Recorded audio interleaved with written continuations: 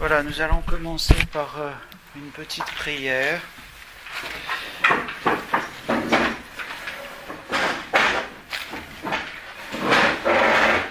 Dont une partie sera en arabe et l'autre de notre Père en syriaque oriental, en communion un peu avec nos frères de l'Orient, les chrétiens de l'Orient. Alors ce sera d'abord le signe de croix qui sera suivi par les premières invocations de la prose de la Pentecôte, Veni Sancte Spiritus. Voilà. Bismil Abi wal Ibni wa Ruhil Qudus al-Ilahil Wahid. Amin. Halumma ayyuha Ruhul Qudus wa arsil minas samai shu'a nurik. Halumma ya Abal Masakin. Halumma ya Mu'ati al-Mawahib. Halumma ya Diya al-Qulub. Ce qui signifie « Ô viens, Esprit Saint, et envoie du ciel un rayon de ta lumière. Viens, ô Père des pauvres. Viens, dispensateur des dons. Viens, lumière ou illuminateur de nos cœurs. » Et j'achève donc avec le Notre Père en syriaque oriental. Awon doashmaya nethkadashmach tete malkuthach nehwe sauyanach Aikana doashmaya abbara, aulan lachmatsun kanan yaumana, washvuklan chaubain, aikanu dabchnan shwaken l'chaubain, ala ta'alan nesiona, ela pasan men bisha. Amin. Voilà, asseyez-vous.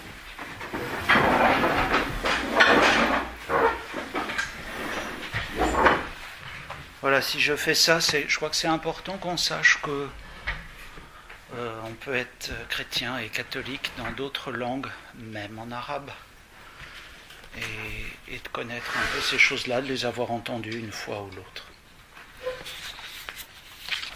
Alors une toute petite présentation. Depuis septembre 2014, je suis étudiant en master de théologie. On appelle ça une maîtrise, je crois, dans les autres disciplines. Aujourd'hui, ça s'appelle peut-être un master, je ne sais pas très bien comment ça s'appelle à vrai dire, enfin, c'est ce qui dure 4 ans. Avec une forte coloration islamique.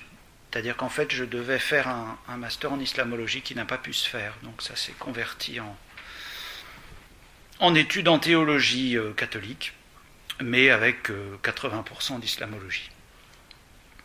Outre les enseignements que je peux recevoir, je travaille donc sur la traduction et le commentaire d'une controverse du IXe siècle en arabe entre Abu Qurra, l'évêque de Haran en Syrie, et le calife assez connu Al-Ma'moun. Et le sujet de mon mémoire est le Jésus des chrétiens et le Aïssa coranique.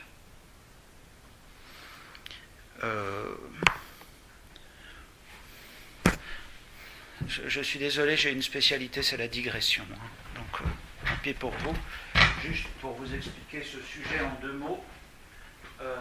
En arabe, Jésus se dit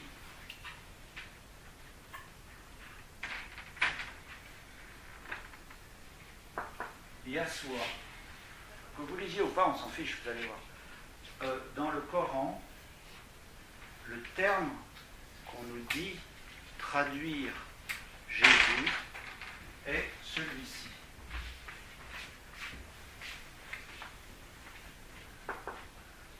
Alors, même si vous ne savez pas ce que j'ai écrit et que j'écris comme un pied, vous pouvez quand même vous rendre compte qu'à la graphie, ça n'a pas grand-chose à voir. Et donc, si ça n'a pas grand-chose à voir, c'est probablement que ce n'est pas exactement la même personne. Je profite de cet exemple juste pour vous dire qu'en entrant dans l'islam, on est dans le quiproquo à peu près à tous les mots. Donc voilà. Yahshua en arabe, c'est le Jésus des chrétiens. Aïssa en dessous dans le Coran, c'est Aïssa. Alors les Corans en français traduisent Jésus. C'est le même et c'est pas le même. Autrement qu'un enseignement que vous pourrez trouver dans des ouvrages, bien mieux expliqués que je ne saurais le faire, je désire à travers ces 4 petites conférences, d'une part proposer un regard sur ce que croient les musulmans, sur leur foi, sur la logique de cette foi, et d'autre part permettre de se positionner par rapport à la foi chrétienne. Je ne dis pas nécessairement vous positionner par rapport à la foi chrétienne, il y a peut-être des gens qui ne sont pas chrétiens ici, mais on est quand même dans un monde de chrétienté. Qu'on y adhère ou pas, c'est un fait. Je vais y revenir après. Si vous désirez une bibliographie, des informations sur des ouvrages accessibles, ou même des traductions du Coran, vous pouvez m'adresser un message électronique à l'adresse indiquée sur le tableau. J'ai mis en majuscule, il n'y a évidemment pas de majuscule sur Internet, mais c'était pour que ce soit lisible, ou un peu moins mal lisible. Voilà, vous pouvez m'adresser donc un message à cette adresse. Il en va de même pour des questions un peu longues que vous souhaiteriez poser. Enfin, si vous souhaitez réentendre ces petites conférences, vous pourrez aussi me l'indiquer par ce biais. Je tâcherai de les mettre sur Internet. J'essaierai de garder quelques minutes, contrairement à l'an dernier, avant la fin de l'heure, pour vous permettre de poser l'une ou l'autre petite question sur ce que j'aurais dit et que vous n'auriez pas compris. Donc l'introduction, donc le titre de ces conférences sont donc les piliers du dogme islamique, et je l'ai fait à partir des enseignements du professeur Marie-Thérèse Urvoy notamment, qui est mon prof d'islamologie. Voilà, notamment, c'est pas la seule source, mais c'est une source importante. Donc une introduction au sujet de l'expression dogme islamique. Parce que ça a l'air de rien, mais rien que quand vous entendez le mot dogme, eh ben vous cherchez spontanément des équivalences avec ce que vous croyez dans le christianisme. Donc c'est très important de bien expliquer les mots. D'abord, ce n'est pas sur le mot dogme que je vais insister, c'est sur le mot islamique. Distinction entre musulmans et islamiques. Je suis désolé, ceux qui ont assisté aux conférences l'an dernier ont déjà entendu ça. Je le formule un tout petit peu mieux cette fois-ci. Beaucoup de personnes pensent, pour l'avoir entendu et l'entendre très souvent dans nos médias, que le mot musulman peut être employé comme adjectif. C'est faux. Dans le même sens, le mot islamique n'est pas porteur de connotation intégriste. Philologiquement. Voilà. C'est simplement l'adjectif qui vient de islam, la religion. Des expressions comme religion musulmane, monde musulman, civilisation musulmane, droit musulman, art musulman, calendrier musulman, études musulmanes ne vous sont sans doute pas étrangères, mais elles sont fausses. Or, les musulmans eux-mêmes, lorsqu'ils s'expriment en arabe, parlent non pas de monde musulman, mais d'al-alam al-islami. Islami, c'est l'adjectif qui veut dire islamique en arabe, et non pas d'un al-alam al-muslim ou je ne sais pas quoi qui n'existe pas. Ça n'a aucun sens en arabe, c'est une blague, quoi. Et cela se vérifie également pour toutes les autres expressions que je viens de citer. Alors, c'est passé dans la langue, depuis plus d'un siècle, française, mais sachez que ça n'est pas vrai. C'est quand même important de savoir de quoi on parle. Comme le rappelle le professeur Marie-Thérèse Urvoy dans son dernier ouvrage Islamologie et monde islamique, qui est sorti en juin, là où l'on distingue christianisme et chrétienté, on ne dispose plus que d'une distinction typographique entre islam religion, qui s'écrit avec un petit i, et Islam civilisation qui s'écrit avec un grand I. Et comme en arabe il n'y a pas de majuscule, vous risquez pas de faire la différence dans cette langue. Or, de même que la chrétienté, tout en se réclamant du christianisme, le débordait largement et englobait nombre de faits fort peu chrétiens, voire totalement opposés parfois, de même l'islam, avec un I majuscule, civilisation, a regroupé des pays qui se référaient à la loi de l'islam religion avec un petit I, mais acceptaient non seulement de droit, nombre de traits ne relevant pas de la religion et admis comme coutume, mais aussi de fait, nombre d'autres traits contestables de son point de vue, et qui ont été historiquement contestés. Par exemple, la falsafa, qu'on appelle la philosophie d'inspiration grecque, a été totalement contestée, condamnée en islam, et tous ces philosophes ont été massacrés parce que c'était inadmissible qu'avant la venue du prophète, il puisse y avoir quelque chose de vrai dans une philosophie. C'est pas envisageable.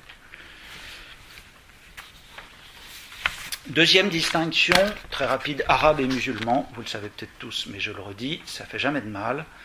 Il n'est peut-être pas inutile d'attirer l'attention sur la distinction entre arabe et musulman. Si l'islam est intrinsèquement lié à la langue arabe, il reste que le mot arabe désigne avant tout une race et une langue, et en aucun cas une religion. Religion arabe, ça n'a strictement aucun sens. Ça n'existe pas d'abord. Alors, troisième petit point de cette introduction, peut-on parler de dogme en islam ? Chez les chrétiens, le dogme chrétien a deux sources. Bon, ça fait bondir les théologiens, souvent quand on dit ça, disons une source double. L'écriture sainte et la tradition. Plus précisément, et d'après le dictionnaire de théologie fondamentale, le mot dogme se réfère à une proposition qui exprime une partie du contenu de la révélation divine et qui est publiquement proposée comme telle par l'Église de façon à être approuvée dans la foi. Cette proposition relève soit du magistère ordinaire et universel de l'Église, soit de son magistère extraordinaire et infaillible. En ce sens, les articles des credos, de même que les canons des conciles écuméniques, doivent être reconnus comme exprimant des dogmes. Je vais revenir sur les 4 expressions que j'ai voulu mettre en valeur. L'article poursuit « Les déclarations dogmatiques sont d'ordinaire considérées comme étant distinctes des déclarations de l'Écriture et s'y ajoutant. La nécessité d'une autre déclaration provient du fait qu'une parole eschatologique a été prononcée dans le temps, par Jésus par exemple, pouvant produire une différence capable de menacer l'identité de la mémoire ou de la similitude de signification d'une parole qui fut prononcée une fois. Le résultat de l'interprétation de la parole eschatologique du Christ qui a été prononcée une fois est le dogme.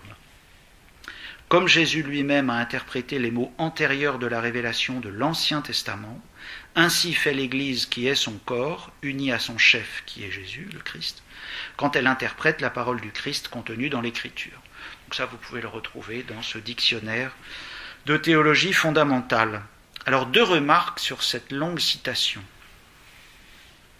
Révélation divine, Église, magistère, concile écuménique sont des termes propres à la foi chrétienne. À l'exception, ce sera l'objet de la remarque suivante, du premier de ces termes, révélation divine. Il n'y a pas d'autorité officielle qui fasse fonction de magistère dans l'islam. Ça n'existe pas. Seuls les chiites ont une hiérarchie religieuse qui a d'ailleurs le pouvoir réel. L'islam a des juristes consultes, des docteurs de la foi, ce qu'on appelle les fuqaha, qui est le pluriel de faqih, qui ne sont pas des théologiens. Il n'y a pas d'autorité faisant office de magistère.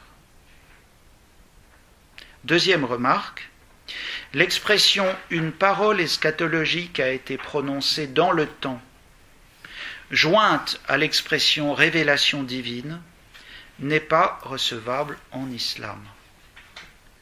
Vous ne pouvez pas considérer que le Coran c'est très bien, enfin c'était au 7e siècle, donc il faudrait quand même mettre à jour des choses. C'est pas audible, c'est pas possible. Pour les musulmans, le Coran n'est pas le produit d'une inspiration fût-elle divine, c'est la parole de Dieu descendue matériellement, reliure incluse, je suis sérieux, reliure incluse, sur le prophète Mohammed. Cette parole n'est donc sujette à aucune interprétation. Si vous modifiez un mot arabe de cette affaire-là, vous devenez hérétique. Ipso facto. La révélation chrétienne, elle, est inspirée. C'est-à-dire que quand on dit la parole de Dieu, il faut relire Lumen Gentium, non, c'est la parole de Dieu, mais c'est Dieu qui a inspiré des hommes qui sont l'auteur, le véritable auteur des Écritures saintes chez les chrétiens, ce sont les auteurs que nous nommons, les prophètes, etc. Le véritable auteur du Coran, c'est Allah. C'est pas Mohammed. Mohammed, il a fait que répéter ce qu'il entendait.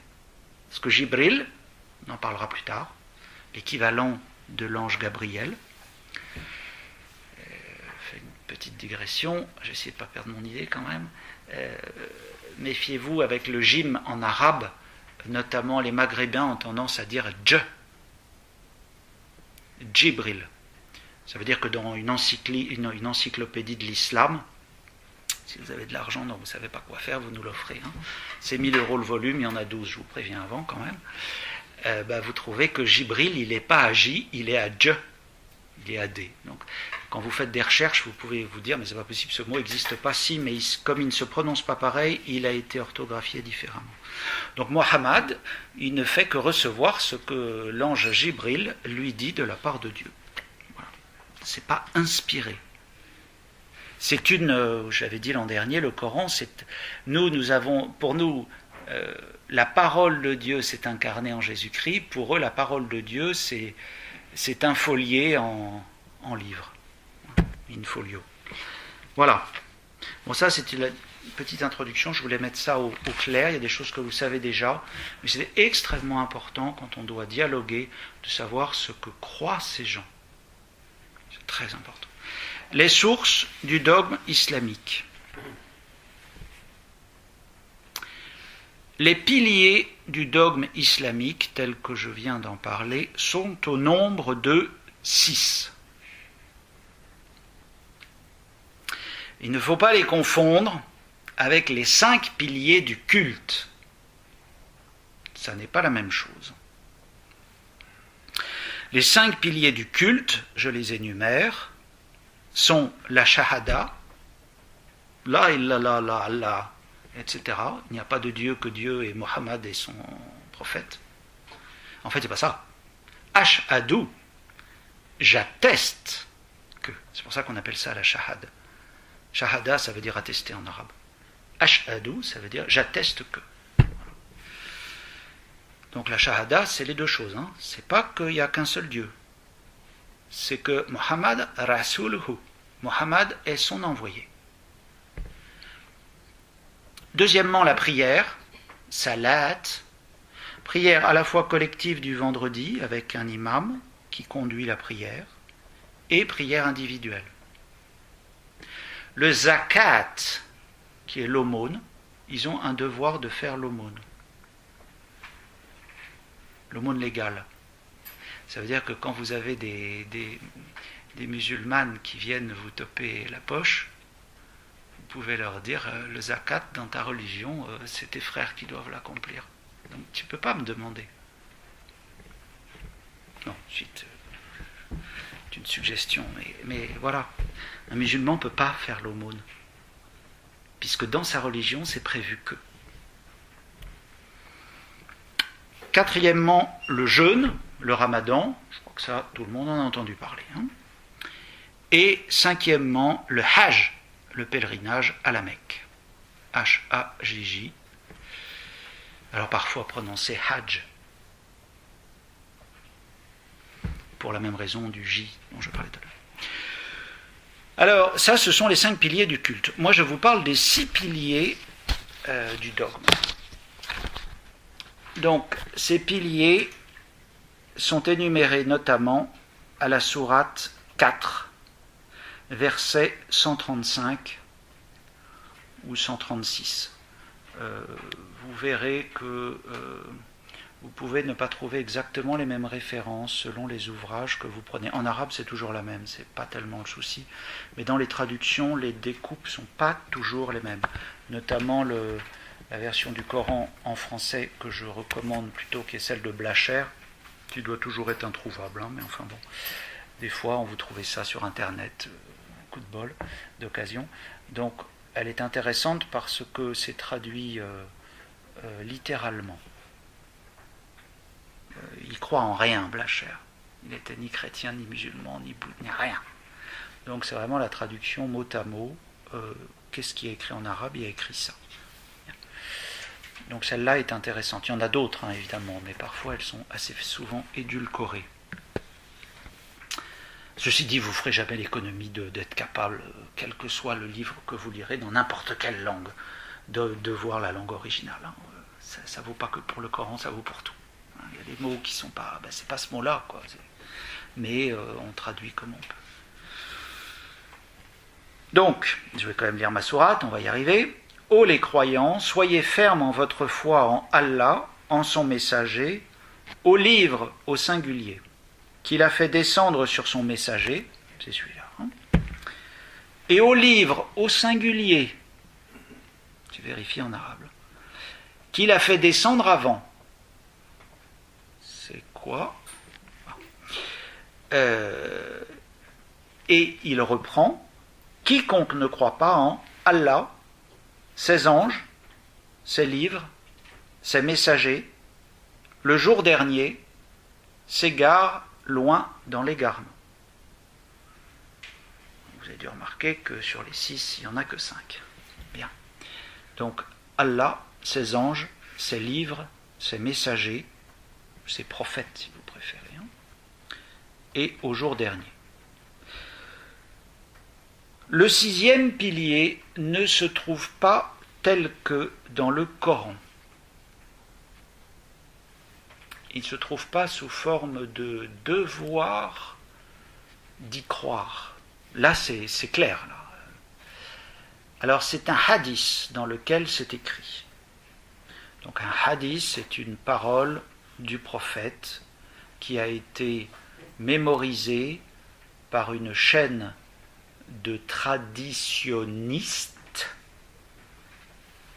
La chaîne se dit isnad en arabe, sanada ça veut dire s'appuyer sur. C'est un truc sur lequel on peut s'appuyer, c'est sûr, c'est fiable.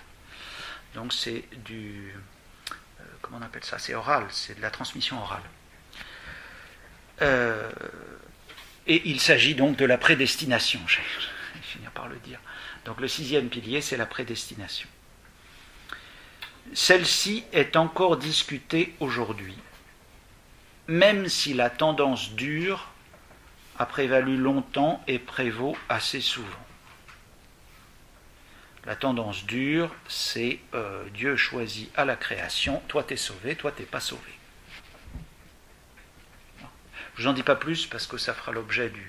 Je serai plus dans le détail si jamais on y arrive. Je ne suis pas du tout sûr qu'on arrive au 6e pilier un jour. Mais enfin bon, moi j'y arriverai en tout cas parce que je dois faire un devoir dessus. Donc je suis sûr d'y arriver. Mais voilà, je ne sais pas si je pourrais vous en rendre compte de façon assez simple, on verra. Donc les 2 sources du dogme islamique sont le Coran et le Hadith. C'est une simple déduction de ce que je viens de vous lire. Alors, j'ajoute quelque chose, ça va reprendre 3 lignes de ce que j'ai dit l'an dernier. Ça va peut-être un peu vous embrouiller parce que vous allez vous demander pourquoi je passe de ça à ça. Quelles sont les sources du droit islamique? Je vais juste vous les mentionner parce que précisément pour la prédestination, elle a été précisée par des mouvements de pensée, par des prises de décision qui dépendent du droit.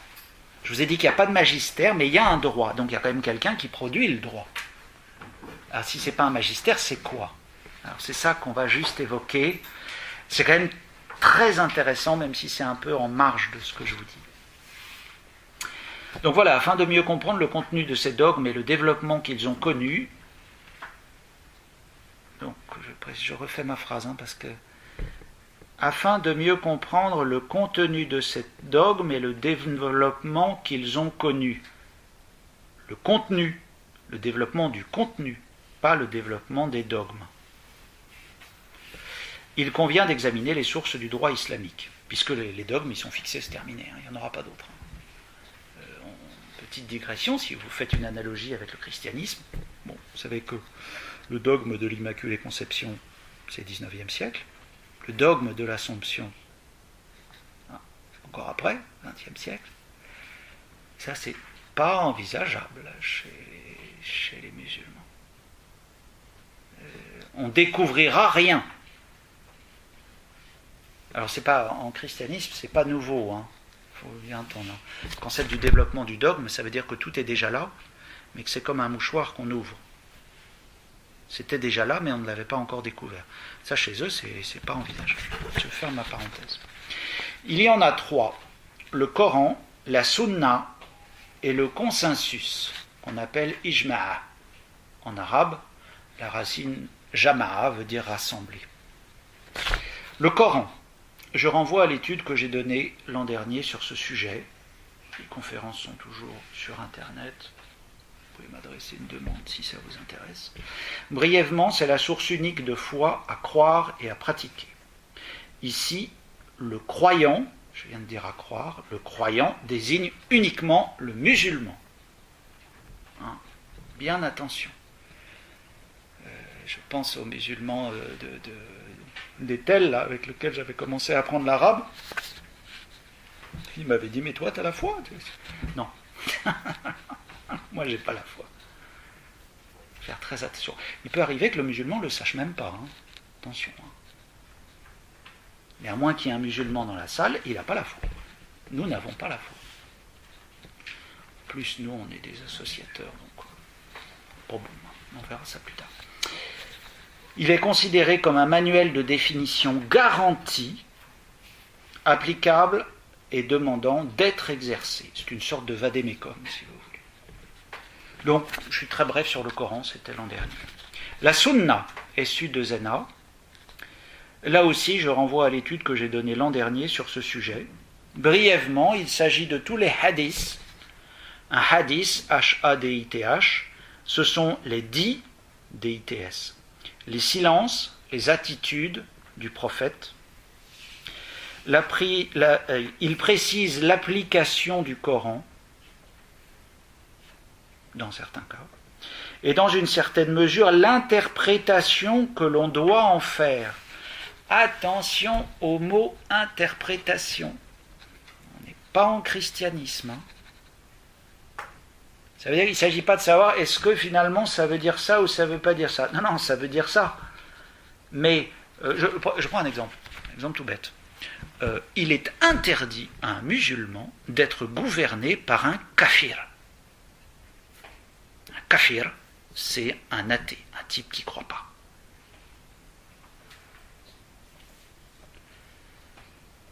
Donc, les musulmans de France sont en état de violence.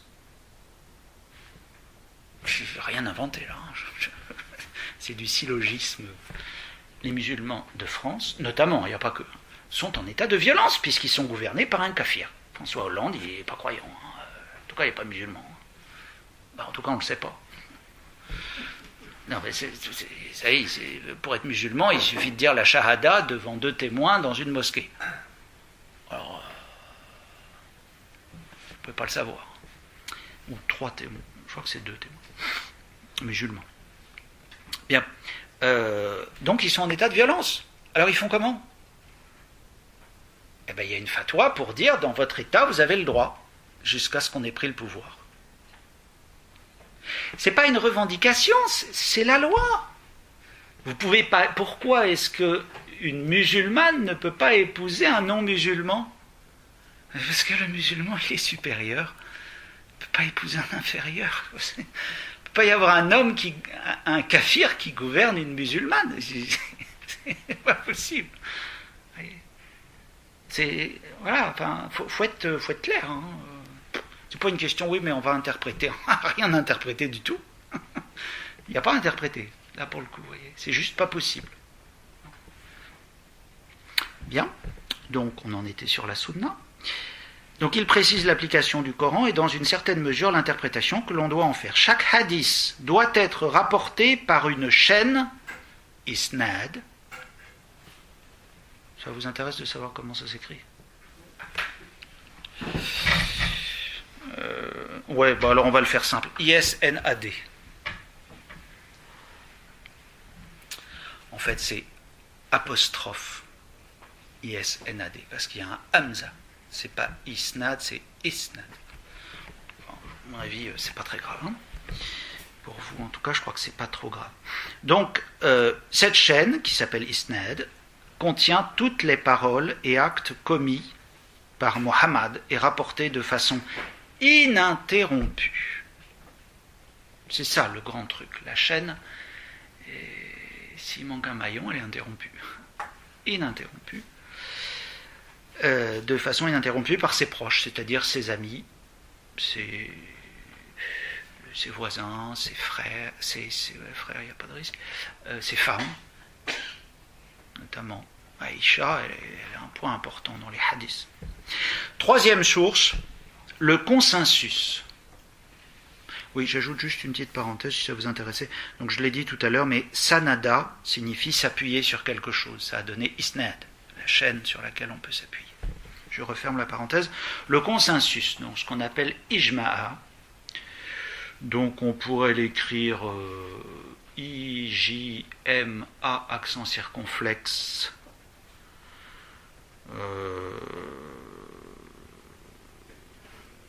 Accent rude en grec, là. Non pas l'apostrophe, mais dans l'autre sens. Un petit C en exposant, si vous voulez. Alors, donc la racine arabe de ce mot, jama'a, signifie réunir. La communauté, alors voilà comment ça se présente. La communauté désigne ses imams. Ah, c'est imam. Hein. Parce qu'il y a des gens qui, des fois, vous trouverez écrit dans les articles iman. Non, iman, c'est la foi. C'est autre chose. Imam. Donc attention, qui prêche la prière. C'est mufti, M-U-F-T-I, qui prononce les sentences juridiques, les fameuses fatwas dont je parlais tout à l'heure, c'est eux. C'est fuqaha, qui est le pluriel de faqih. Alors fuqaha, F-U-K, non, on recommence, F-U-Q-A-H-A, et faqih, F-A-Q-I-H, qui est le singulier, qui sont les juristes consultes, les spécialistes du droit, lequel droit se dit fiqh, F-I-Q-H. Donc, tout ça, c'est la même racine. Hein. Faqih, fiqh, c'est la même chose. La racine, c'est F-Q-H. Toutes les voyelles que vous mettez entre, ça ne change rien, c'est la même racine. On pourrait comparer cela au consensus ecclésié. On pourrait dire, ben voilà, finalement, dans l'Église, le pape François consulte des cardinaux, voilà, ben finalement, mutatis mutandis, il dit qu'il n'y a pas de magistère, mais ça revient au même. Sauf que, en réalité, c'est très différent. Il s'agit d'un accord de telle communauté. Celle-ci, hein, nous, mais pas forcément à Plornel, hein, c'est nous. De telle communauté, qui est le peuple des croyants, les musulmans, hein, représentés par ces docteurs. Ces docteurs, c'est tous ces gens-là. Ils disent la foi, mais ne la définissent pas. La foi, elle est déjà définie. Hein. Pas besoin. Pas besoin de développer. Pas forcément besoin de comprendre. Sur ce sujet, vous avez comment il s'appelle, le prix à payer, la Fadel, qui explique bien la démarche qu'il avait quand il voulait essayer de comprendre ce qui se passait. On lui dit non, mais attends, t'as pas de prendre la tête, c'est pas la peine d'essayer de comprendre, ça suffit. Tu appliques, c'est fait pour être appliqué. C'est Dieu, il n'a pas pu se tromper de toute façon. Bien. Ce sont eux qui donnent la direction à tenir pour les musulmans. C'est ça le vrai pouvoir. C'est pas enfin si Tariq Oubrou, c'est aussi un imam, mais c'est pas ce qu'on voit, hein, c'est ce qu'on voit pas qui gouvernent leur communauté. Donc vous ne pouvez pas savoir. Ce sont eux qui donnent la direction à tenir pour les musulmans, ou plus précisément pour cette communauté-là dont ils sont issus et qui les a désignés. Pour être élu par la communauté, il suffit d'avoir une science reconnue. Celui-là, il est bien, il faudrait peut-être qu'on le choisisse quand même. Voilà, c'est tout. Puis comme c'est un frère musulman qui vous le dit, il a forcément raison. Seule la communauté a une fonction dogmatique, pourvu que sa décision soit correctement prise. Ça, c'est extrêmement important. C'est-à-dire que la formule juridique soit respectée scrupuleusement. Écoutez bien la suite. Dès lors, la communauté ne peut prendre qu'une bonne décision. Un hadith rapporte, hadith de Muhammad en l'espèce, « Ma communauté ne tombera pas d'accord dans une erreur. » C'est pas un ordre, c'est une impossibilité. C'est la distinction que vous avez en anglais entre may et can.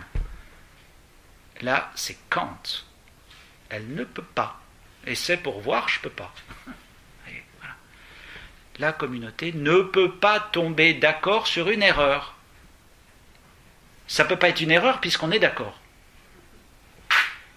Donc vous vous rendez compte de la gravité de la chose, c'est que c'est pas de la magie, quoi, mais si vous avez des gens objectivement, physiquement dérangés, hein, ça peut arriver chez tout le monde, quoi, je veux dire, ils n'ont pas pu se tromper puisqu'ils ont suivi la règle. C'est un peu dangereux quand même. Ça ne veut pas dire que c'est toujours le cas, hein. Je dis juste, voilà. On peut démontrer la valeur contenue dans le hadith que je viens de vous dire par l'usage de ce qu'on appelle le qiyas. Alors ça c'est un truc imprononçable, hein, le qa en arabe ou dans les langues syriaques c'est perché, enfin c'est au fond de la gorge, Q-U-I-A-S, le qiyas, qui est une sorte de raisonnement analogique. Alors vous inquiétez pas, ça va s'éclairer dans 2 minutes. Tout va se dérouler d'un coup, vous allez voir, ça va être magique. Voilà. Majeur. La meilleure umma est l'islam. Comment je le sais? C'est écrit dans le Coran. Coran 3, 110. 3,110. Elle a une qualité de justice. Comment je le sais? C'est écrit dans le Coran. 2, verset 143. Donc, elle ne peut se tromper. Terminé. Démonstration. Ce qu'on appelle un qiyas. C'est-à-dire qu'on part de 2 choses et on aboutit à... C'est pas le syllogisme. Hein. Le syllogisme, ça part de la réalité. Là, ça part de quelque chose qui est donné à la base. C'est pas un syllogisme, ça part de choses qu'on a remarquées. C'est très différent. Là, c'est 2 vérités, dont on tire une 3e finalement. Un autre hadith dit, il est aussi très important, quiconque s'écarte, écoutez bien, parce que ça vous permet de comprendre comment les musulmans droits, je ne vois pas pourquoi il n'y en aurait pas, hein, musulmans droits sont liés. Quiconque s'écarte de l'ensemble des musulmans, ne fût-ce que d'un empan, donc l'ensemble c'est la Oumma, hein, la communauté. Oumma ça veut dire communauté, pardon. Quiconque s'écarte de l'ensemble de la Oumma, ne fût-ce que d'un empan, meurt d'une mort d'avant l'islam. Avant l'islam, c'est la jahiliya. C'est c'est l'époque, c'est le paganisme. Donc c'est la hantise du musulman. Si vous lui dites, toi t'es de la GLIA, vous avez intérêt à courir vite, parce qu'il ne va pas apprécier. C'est sa hantise, c'est leur grande crainte. Donc vous comprenez que celui qui quitte la communauté, il est bon à acheter. Alors vous mesurez le courage qu'il va falloir si un musulman a décidé de suivre sa conscience qui lui dit que Dieu n'existe pas et qu'il ne veut pas croire en quoi que ce soit. Je ne dis même pas se convertir à autre chose.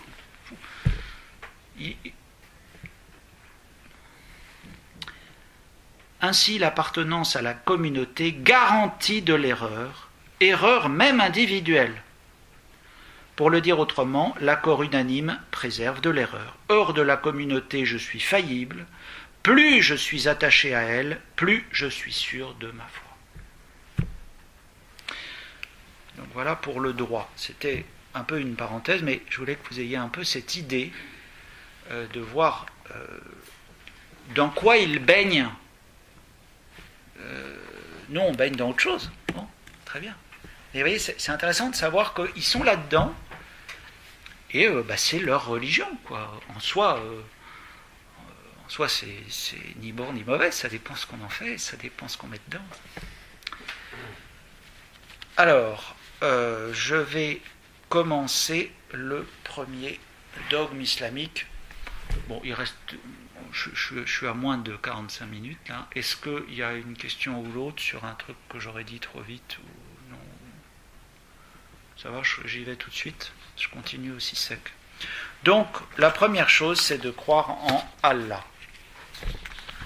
Donc, Allah, je ne pense pas vous apprendre grand-chose, c'est Dieu. Enfin, les musulmans n'aiment pas beaucoup que les chrétiens appellent Dieu Allah. Allah, c'est le Dieu des musulmans. Bon, alors en fait, en pratique, c'est quand même ce qui se passe. Les Arabes, les chrétiens, ils parlent d'Allah. Il n'y a pas d'autre mot pour désigner. Mais A2LAH, absolument. Alors, ensuite, selon l'endroit de la phrase, etc., vous pouvez entendre Al-Ilah il-Wahid, ce que j'ai dit tout à l'heure. Bismil Abi, au nom du Père, Walibni, le Fils, Wa Ruhil Kudus, le Saint-Esprit, Al-Ilahil, le Dieu, Wahid, un. Donc là, on n'a pas la sonorité Allah, on a Illah. Donc c'est Allah ou Illah. Ça peut être Allah, selon la phrase, ou Allah, selon la phrase. Donc la sonorité peut changer un peu, mais c'est toujours deux L. Au début, deux L et un H. Au début, ça peut se promener. C'est la langue. Premier point, son existence. L'existence de Dieu. Alors, ça commence très fort parce que parler de l'existence de Dieu dans la théologie islamique ressemble un peu à une gageure. Et leurs philosophes, parce qu'il y a quand même eu des philosophes, pas parce qu'ils se sont fait mettre en place qu'ils n'ont pas existé, s'en sont bien rendus compte. Dans les perspectives islamiques, en effet, le Coran suffit à lui seul pour prouver ou révéler l'existence de Dieu au cœur du croyant. Comment vous savez qu'Allah existe? J'ai la preuve. Je n'ai pas besoin d'autre chose. Donc d'aller chercher une preuve, ça n'a pas beaucoup de sens. Et puis c'est se faire du mal. Sachez du reste que le mot existence, qui se dit wujud en arabe, W-U-J-U, accent circonflexe D, qui vient de la racine wajada, enfin, ne recouvre pas le même sens qu'en français. Vous voyez, on est tout le temps dans le quiproquo. Dès qu'on emploie un mot, c'est pas la même racine, c'est pas le même sens. Le verbe être n'existe pas en arabe. Ana rajul, ça veut dire je suis un homme. Il n'y a pas de ana, c'est moi. Rajul, c'est un homme. Il n'y a pas de verbe. Phrase nominale. C'est pas la seule langue, hein. Mais donc, le verbe dont est issu ce mot signifie originellement trouver. Wujud vient de la racine wajada, et wajada, ça veut dire trouver. Mais on traduit wujud par existence. Vous voyez que ça, c'est vrai et c'est pas vrai. C'est embêtant. Dire que Dieu existe signifie donc simplement qu'on peut le trouver. Ah oui, mais c'est pas du tout pareil. Et pas exactement qu'on puisse prouver son existence. On pourrait peut-être faire une analogie avec invenire en latin. Vous savez qu'il y a la fête, non, je ne sais plus quand. L'invention de la croix. Bah si, c'est le 14, oui. Oui, non, merci. Alors invention, ça veut dire qu'on l'a inventé. Oui, ça veut dire qu'on l'a inventé, mais inventer, ça veut dire trouver. On l'a trouvé. L'invention de la croix, ça veut dire la découverte de la croix. Donc si vous voulez, on ne peut pas prouver finalement l'existence de Dieu, on peut découvrir qu'il existe. C'est pas tout à fait pareil quand même. En islam, les philosophes sont donc contraints de jongler avec ces impératifs qui doivent être honorés. Les impératifs, c'est que la vérité, elle est là. Donc tout ce que je vais pouvoir démontrer doit correspondre à ce qui est là. Vous voyez, c'est pas de la démonstration, c'est l'inverse. On remonte à la vérité. On ne va pas vers la vérité, on y remonte, elle est là. Alors c'est intéressant parce que vous comprenez bien qu'au-delà du fait de l'existence de Dieu, c'est une forme de pensée qui est derrière ça. Elle se vérifie partout. C'est ça qui est important de sentir derrière ça. En soi, c'est ça que vous pouvez retenir en tout cas. En islam, les noms doivent être honorés afin que les preuves apportées soient recevables, c'est-à-dire conformes au Coran. Si je fais une démonstration disant que Dieu n'existe pas, je suis hors sujet. La démonstration ne peut pas être bonne puisque Dieu existe. Vous savez, vous avez... c'est en 9:30, je crois. Pour détendre les méninges.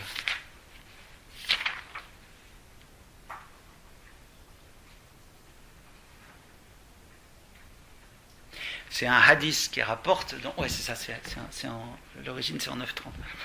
C'est donc Mohammed qui va voir des juifs. Et puis alors, il leur dit, dites donc, vous avez dit que Uzaïr est fils d'Allah. Alors, les juifs lui disent, tu l'appelles comment, lui? Uzaïr. On n'a pas ça chez nous. On n'a pas ça chez nous, donc c'est... On veut bien tout ce que tu veux, mais Uzaïr, on n'a pas chez nos prophètes un type qui s'appelle Uzaïr. Donc on n'a pas pu dire qu'il était fils de Dieu. Allah l'a dit. Donc vous avez tort. Terminé. Ah, vous voyez, c'est la même chose pour la Trinité. Vous allez voir un musulman, vous lui dites, non mais attends, écoute, de croire que la Trinité des chrétiens, c'est Allah, Aïssa, moi j'aime pas dire Jésus, hein, vous avez compris, et Myriam, parce que c'est ça la Trinité des chrétiens, il faut quand même le savoir. Et c'est pas vrai, enfin tu peux regarder nos textes, tu peux étudier, je vais te montrer si tu veux. Non mais attends, c'est écrit, Allah s'est pas trompé. Donc vous pouvez faire ce que vous voulez, ça marchera pas, hein. Puisque c'est écrit, c'est écrit. Donc il faut que ce soit recevable, c'est-à-dire conforme au Coran. Néanmoins, parce que sinon on arrêterait tout de suite, ces preuves existent, et je vais vous les donner. Les preuves que donnent les théologiens islamiques sont au nombre de 4 ou 5, selon que l'on prend le mot preuve dans un sens plus ou moins large. Elles ne trouvent pas tout un écho dans les fameuses 5 voies de saint Thomas d'Aquin, qui sont les voies, quand vous cherchez dans le catéchisme, elles sont mentionnées. Il arrive aussi que dans une preuve, on puisse en distinguer finalement plusieurs. Enfin, dans une preuve islamique, vous en trouvez plusieurs de saint Thomas. Ça peut arriver que ce soit.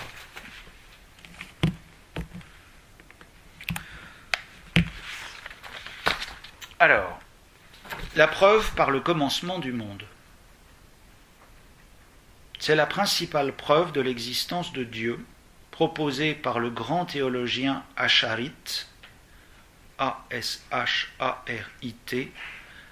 qui s'appelle Ghazali, G-H-A-Z-A-L-I. G-H en arabe, ça se prononce R.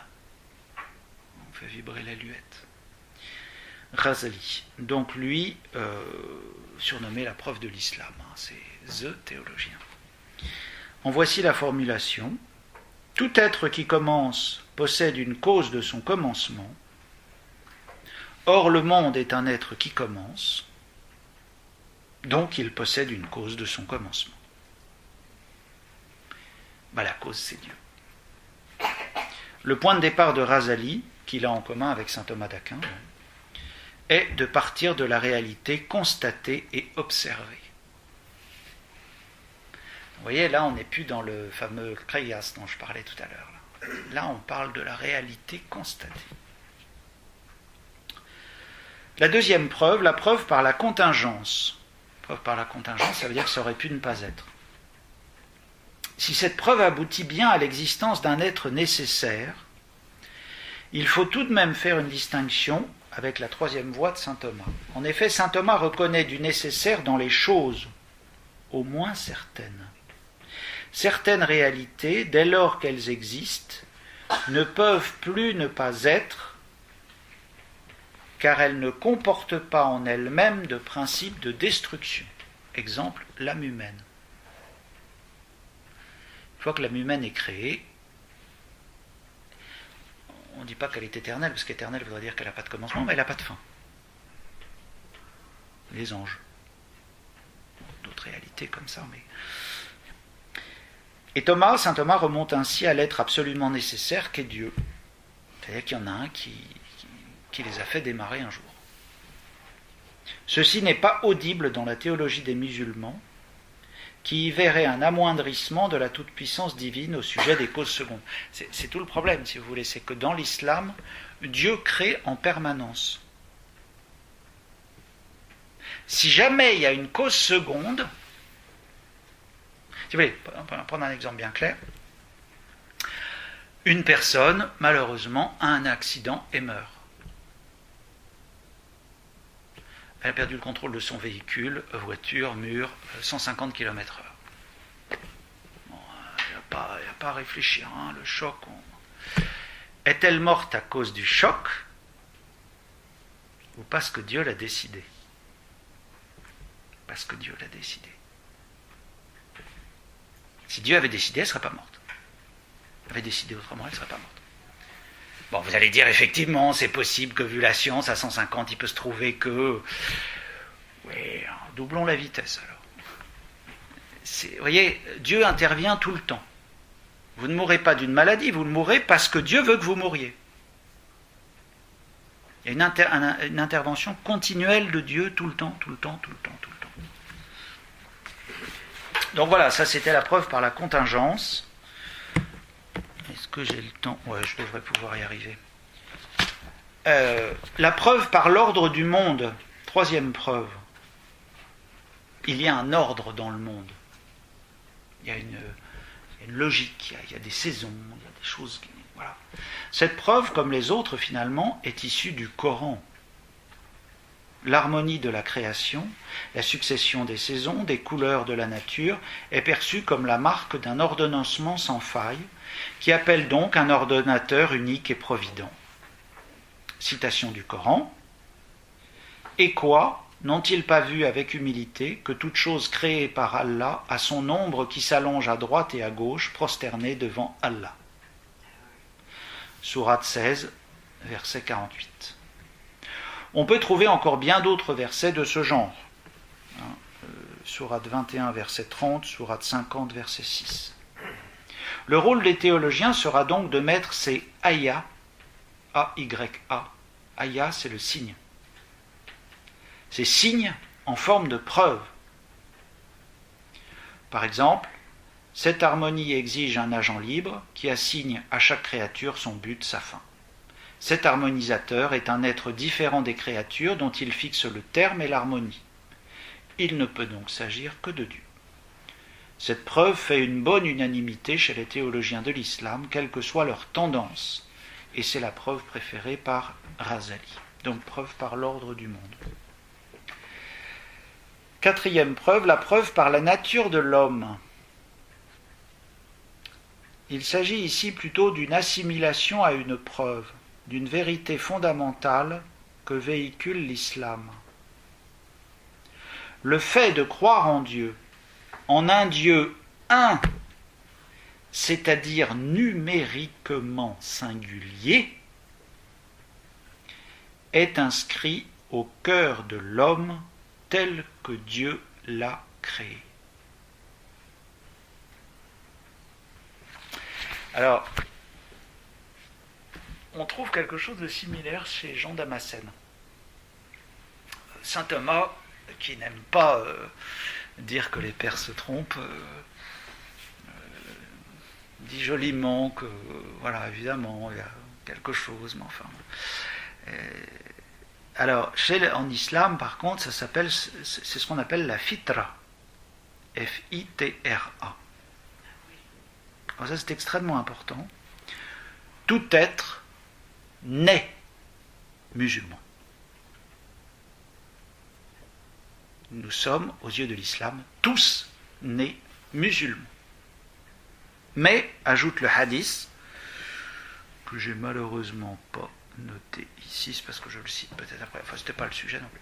Le hadith ajoute, mais c'est son père ou sa mère qui fera de lui un chrétien, un juif, je sais pas quoi.